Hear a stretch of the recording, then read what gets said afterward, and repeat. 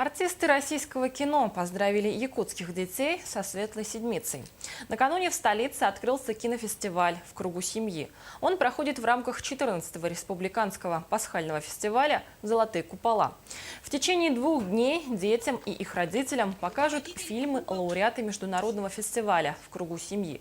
Гостями событий этого года стали известные российские актеры Игорь Арташонов, Анна Аверина и молодая российская актриса театра и кино Мирослава Карпович, которая благодаря одной из главных ролей в телесериале «Папины дочки» стала самой знаменитой старшей сестрой российских детей.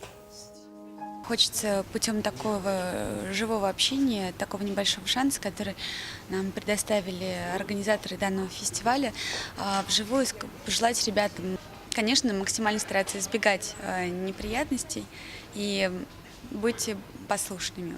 Ну и, конечно, кушать морковку, пить апельсиновый сок, кашу по утрам, делать зарядку, петь песни, радоваться жизни и прислушиваться к своему сердцу, когда приходит момент выбора профессии, там, не знаю, выбора сердца и так далее.